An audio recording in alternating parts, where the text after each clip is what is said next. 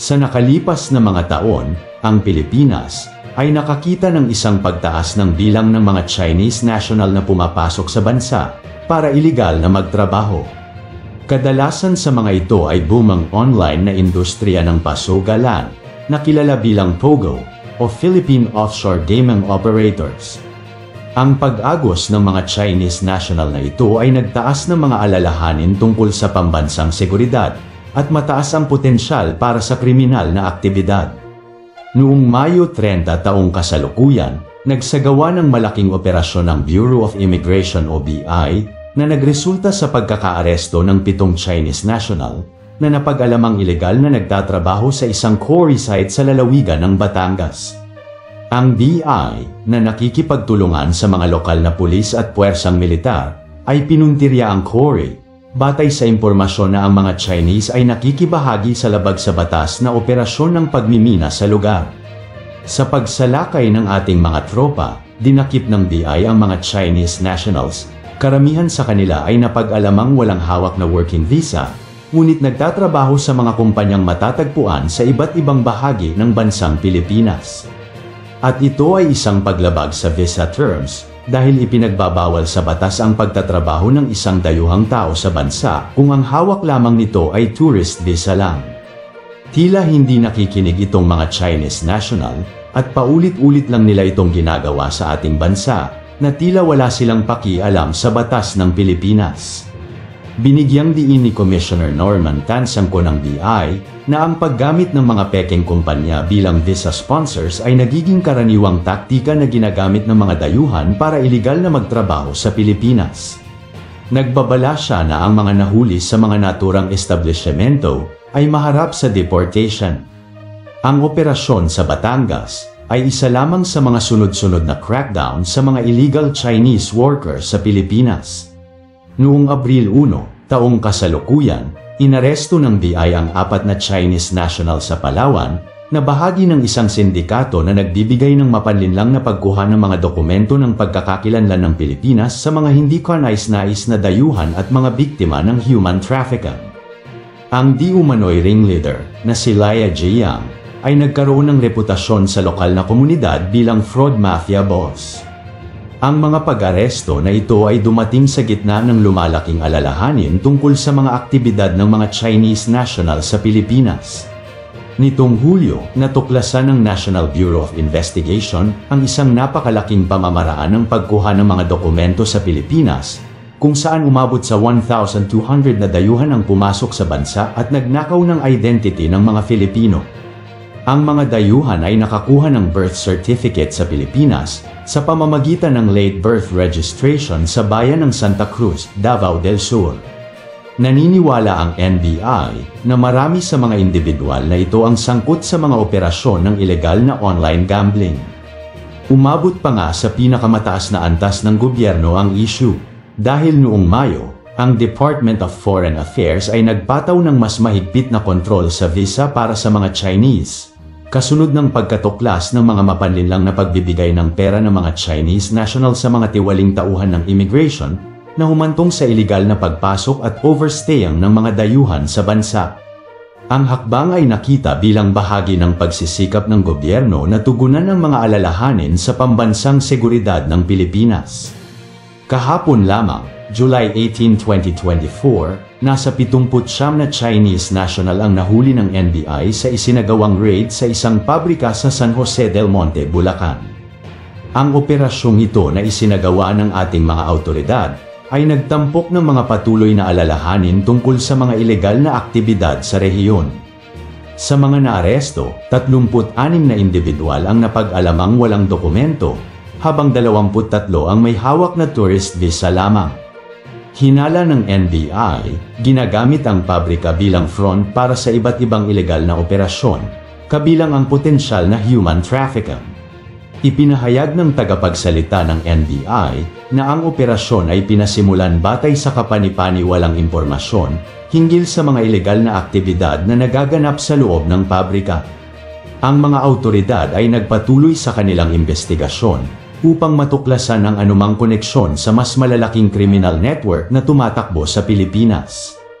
Ang pagsalakay na ito ay bahagi ng mas malawak na pagsisikap ng gobyerno ng ating bansa na labanan ang human trafficking at iba pang mga ilegal na aktibidad ng mga Chinese na naging matinding isyo sa bansa. Ipinoproseso na ang mga nahuling individual at hinihimok ng NBI ang sinumang may karagdagang impormasyon kaugnay sa kasong ito na lumapit sa kanilang himpilan. Sa kabilang banda, ang pagsugpo sa mga ilegal na manggagawang Chino ay mas naging kontrobersyal. Ang suspendidong alkalde ng Bamban Tarlac na si Alice Go ay napatunayang gumamit ng pekeng birth certificate para i-claim ang pagkamamamayan ng Pilipinas at tumakbo sa pwesto ng pagiging mayor noong 2022. Si Go, na nasa ilalim ng investigasyon para sa mga umano'y link sa isang ilegal na online gaming firm, ay tinanggihan ng pagiging isang mamamayang Chino. Ang suspendidong alkalde ay meron ding bilyon-bilyong piso na umaagos sa kanyang mga bank account na sinasabing nauugnay sa ilegal na Philippine Offshore Gaming Operations o POGO. Ang sitwasyong ito ay nakakuha ng atensyon ng ilang mga senador, partikular na si Sherwin Gatchalian, na naglabas ng malubhang alalahanin tungkol sa pinagmulan ng mga pondong ito. Inihayag ni Senador Gatchalian na ang mga account ni Go ay nakatanggap ng napakalaking halaga sa loob ng 3 taon, sa kabila ng mga korporasyon ng kanyang pamilya na nag-uulat lamang ng kaunting kita. Bakit ngayon lang lumabas to? If you look at the timeline, 2019 pa, noon na malaki yung transaction. Iba, tinitignan ko yung transaction niya. In a span of 3 years, almost billions yung pumasok sa, sa account niya. Bakit hindi na-report ng bangko? So, ang suspetsa ko dito, meron rin pagkukulang yung bangko. Baka yung mga bangko, lalo na yung mga branches, meron rin kontsaba na nangyari at hindi rin report kaagad sa AMLAC. Ang pagkakaibang ito ay humantong sa mga hinala ng money laundering dahil ang Anti-Money Laundering Council ay nagpasimula ng mga pagsisiyasat sa pinagmulan ng mga pondong ito na lumilitaw na nanggaling sa labas ng Pilipinas ang mga pera ni Alice Go. Binanggit ni Gatchalian na ang dami ng pera na pumapasok sa mga account ni Go na walang malinaw na pinagmulan ay isang red flag sa Pilipinas para sa mga potensyal na ilegal na aktibidad. Lumaki ang sitwasyon nang maglabas ang Court of Appeals ng freeze order sa mga bank account ni Go, kasama ang iba't ibang mga asset na may mataas na halaga, kabilang ang mga ari-arian at sasakyan. Ang aksyon na ito ay nangyari matapos maghain ang AMLC ng petisyon na nagsasaad na hindi mapangangatwira ni Go at ng kanyang mga kasamahan ang pinagmulan ng kanilang mga pondo na pinaghihinalaang nauugnay sa mga kriminal na negosyo. Habang isinasagawa ang mga pagsisiyasat, nalaman ng ating mga autoridad na maaaring maling inirepresenta ni Go ang kanyang pagkakakilanlan at background bilang mayora ng Bamban Tarlac.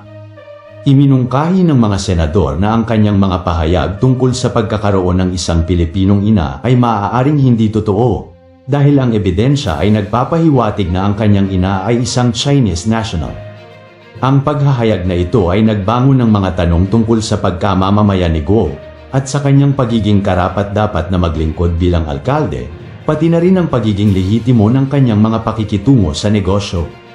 Ang National Bureau of Investigation ay natuklasan ang mga ebidensya na nagmumungkahi na si Go ay maaaring nagbayad ng malaking halaga para malinlang ang tagagawa ng dokumento sa gobyerno at makakuha ng pagkakakilanlang Pilipino.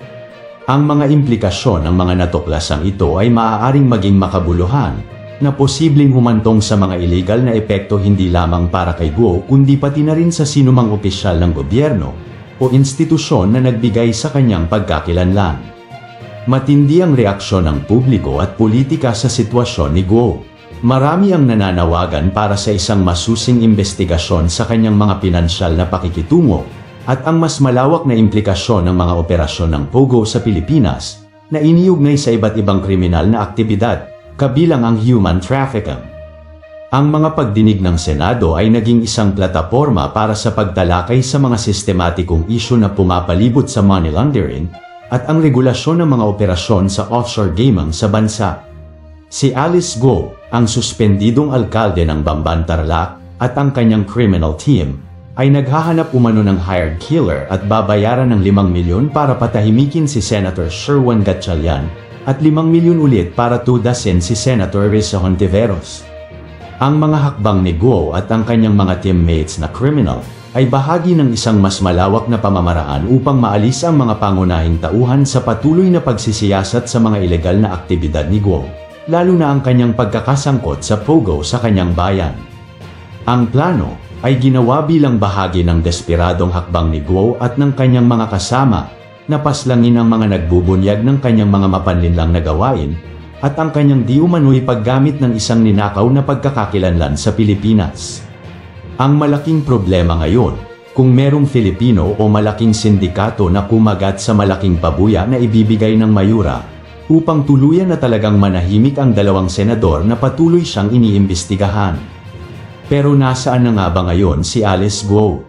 Ayon sa ating mga nakalap na impormasyon, ang suspendidong Bamban Mayor ay nagpaplano ng tumakas sa Pilipinas dahil sa gitna ng dumaraming iligal na kaguluhan at mga alegasyon ng mga seryosong aktibidad na kriminal, kabilang ang human trafficking at money laundering. Si Senador Sherwan Gatchalian ay nagpahayag ng mga alalahanin na maaaring gamitin ni Guo ang kanyang aktibong pasaporte na China upang tumakas sa bansa na nagpapataas ng mga alarma sa mga alagad ng batas at mga opisyal ng imigrasyon. Pero, mahihirapan na dumaan ang mayora sa pampublikong paliparan at hindi rin siya pwedeng sumakay ng barko dahil siguradong mahuhuli rin siya ng mga alagad ng batas at custom, maliban na lang kung dumaan siya sa likod ng mga pampublikong daanan at magbayad ng malaking halaga upang makatawid sa China o sa ibang mga bansa. Hindi na rin magiging normal pa ang buhay ni Alice Guo ngayon. Hindi na siya pwedeng mag-mall, kumain sa mga mamahaling restaurant, at paggala sa mga pampublikong lugar dahil siguradong mahuhuli siya ng mga kapulisan. Habang tumatagal ang pagtatago ni Guo sa kamay ng batas, ay lumiliit din ang kanyang mundo. Aabot din sa punto na ma-stress na siya ng husto dahil sa kanyang mga masasamang kalakaran dito sa ating bansa. Ang pag-deactivate ni Alice Guo ng kanyang Facebook account at iba pa niyang mga social media ay isang senyales na hindi na siya dadalo pa sa hearing sa Senado. At malamang tinulungan na rin ito ng kanyang mga kasamahan sa negosyo na umalis sa bansang ito para hindi rin sila madamay. Ang mga implikasyon ng pagtakas ni Guo sa kamay ng Senado ay maaaring maging matagumpay, hindi lamang para sa kanya kundi para sa mas malawak na paglaban sa organisadong krimen at katiwalian sa Pilipinas. Kung siya ay matagumpay na makatakas, maaari itong magpalakas ng loob ng ibang mga kriminal at maging komplikado ang patuloy na pagsisiyasat sa mga operasyon ng pogo at human trafficking sa bansa. Bilang conclusion, ang sitwasyong nakapalibot kay Alice Guo ay isang umuunlad na kwento na nagha-highlight sa intersection ng krimen, politika at imigrasyon sa Pilipinas. Habang nananatiling nakaalerto ang mga awtoridad sa anumang senyales ng kanyang pagtakas, patuloy na hinihiling ng publiko ang pananagutan at hustisya para sa mga biktima ng di umano'y mga krimen na kanyang ginawa sa ating bansa.